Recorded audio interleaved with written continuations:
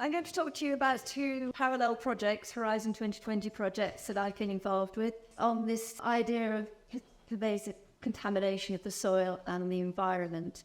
One is called MINAGRIS, who we do like our acronyms, which is about micro and nanoplastics in soil using from agricultural plastic use. So I'll talk about those and move on to a conclusion at the end. Here's a beautiful slide from Honors, which is marvellous to say we definitely had some good news a couple of weeks ago about being accepted now into Horizon Europe. But as I said, we've been there in the background all this time with Horizon 2020. So not only with MINAGRIS and Sprint, but also with a number of other European projects as well that people at CCRI have been working on. But this is great news for us, and we're really keen to get going on more. We've grouped these two together. As I said, they've been running in parallel, similar teams, both Horizon 2020, large sums of money involved, large numbers of specialist scientists from universities and stakeholders from industry and policy as well, as is the nature now of these Horizon projects. And we've been involved in these since 2020 or so. And I'm going to draw out some of the commonalities between the two projects because having spoken, Jane actually runs the Sprint project, can't be here today unfortunately, but having spoken to her and having been involved in some common methods and ideas and dissemination, there's some similarities I wanted to bring out. So large numbers of scientific partners and stakeholders. And we're both trying to address these very pervasive risks to soil, environment, and new for us, human health as well. So this is kind of pioneering stuff for us. It's quite new, it's cutting edge. Pesticides, okay, we've known about for some time, but we're looking specifically at interactions and cocktails of pesticides. And soils, plastics in soil is very much new territory. So we're working with dedicated scientists looking at this, also involving industry and policymakers. Big focus on methods and standardization because, as I said, this is new territory. Harmonizing standards is essential for policymakers to make any sort of regulation or policy decision with any rigor, because if they get that wrong, there are consequences. And don't forget the industry is circling around there as well to make sure there's some credibility behind these decisions. Both projects are what we call multi-actor. They're bringing in stakeholders from the very beginning of the project proposal stage, and you work throughout with those stakeholders. That's the new modus operandi now for Horizon projects. It was introduced, I don't know, probably nearly a decade ago now, and it's really mainstreamed in these projects, and it's a great thing. We both take case study approaches, which means we can get down to the life worlds, if you like, of the farmer on both of the projects and cover a large amount of territory across Europe. And then not forgetting that these results have big implications for farming, the industry, and for public health as well. Farming in particular, because farmers are locked into a lot of farming systems that rely on pesticides and plastic use. So we recognise that and it's have to be sensitive to that with these projects as well. Just to give you an idea, when I say large number of academic and industry partners, you might recognise some of these. Bargaining and managing them both, no surprises there because they're a big player and we've worked with them before on a lot of other projects. But we've also got some industry players here. For example, in the plastics project, we've got people working on biodegradable plastics. We've got Spotteron, who are an app developer. And I think equally within the Sprint project, there are stakeholders from outside academia. So that's great. It's healthy, and it means that the outputs are a lot more relevant. We have common challenges as well. As I said, multiple plastic use and plastic types in use in agriculture. It's only when you get your eye in and you're working on a project like this that you see it everywhere in farming. There's the obvious things like greenhouses, plastic mulch, silage bales. There's also irrigation pipes, and there's what we call the unintentional use of plastic in compost, for example. If you look at the second picture down on the right, those small particles you can see in compost are plastic fragments. And Honor and I were introduced to what was called some good quality compost last week in Italy, and it was absolutely terrifying to see these large chunks of plastic in this compost that was going on year after year onto the soil. So presence of particles in soil. We know there are wide-ranging impacts on soil health, biodiversity, ecosystem services, but understanding all those complex interactions is still something the scientists need to address. No standard methods yet for assessing these concentrations. Again, Honor and I sat in a room for a week last week in Italy with scientists arguing day in, day out about the methodology. So there's a long way to go there. But this has consequences in terms of making sense of your samples and your results, and also bringing some standardization to the industry, and which is exactly what policymakers are looking for. And then within Sprint and pesticides, as we know, conventional farmers rely very much on pesticide use, many potentially harmful to the environment, animals, human health, and we've known that for some time, the residual effect. What we're less sure about is the data on the risks of pesticides when they become the cocktail effect, if you like, when they interact, even when they interact with plastic, which is one of the issues in our project. And the data's out there, but it's fragmented, it's incomplete. We don't have a coherent picture. So approaches to assessing the risks are not well harmonized again. We need that standardization because we can't engage with policy or industry without that.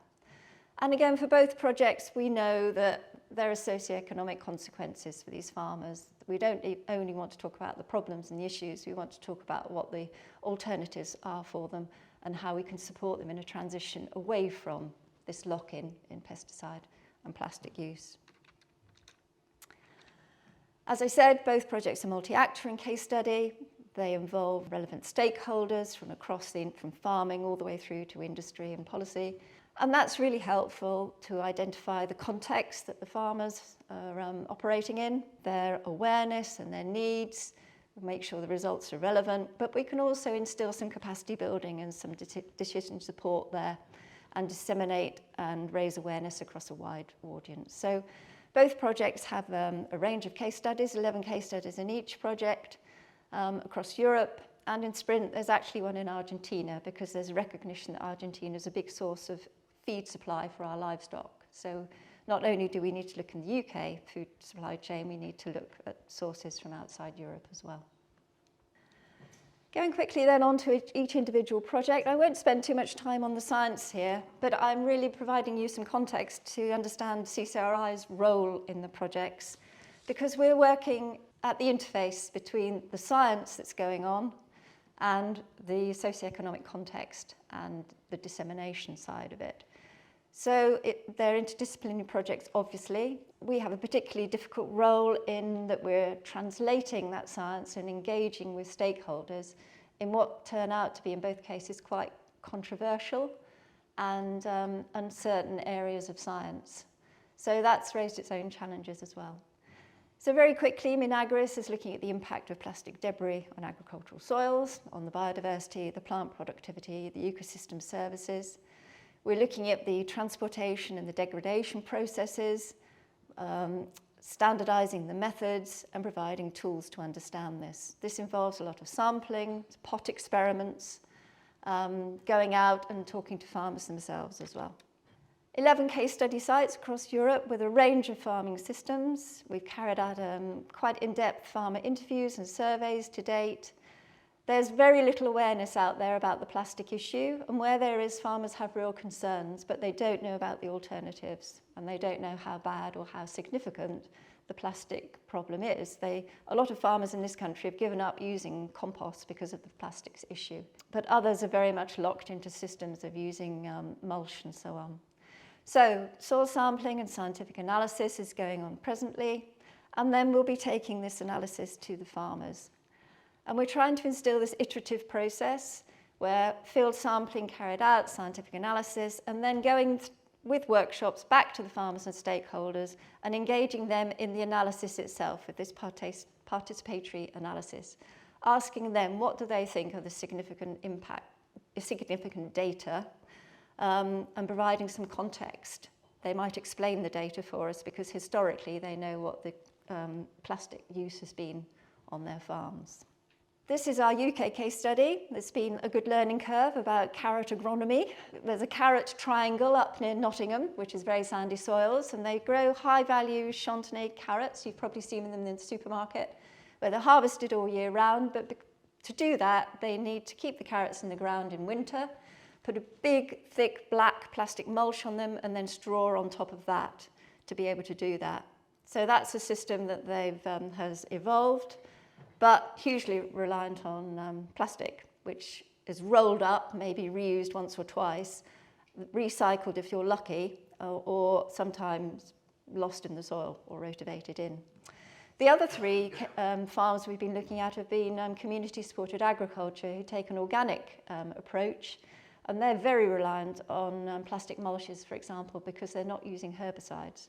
And they're very, very keen to not use plastic, as you can imagine, but the alternatives out there aren't great for them. So two quite diverse case studies for us. And we've been engaging widely. We have a citizen science app, which is now being quite well used across Europe. And we've had 3 high-level stakeholder forums where international players, the trade bodies from Europe, Plastics Europe and so on, the industry, NGOs, advocacy bodies like WWF have all come along and received our results and given their feedback as well. And that's ongoing. We had one last week. We were also engaged in some quite high-level summits.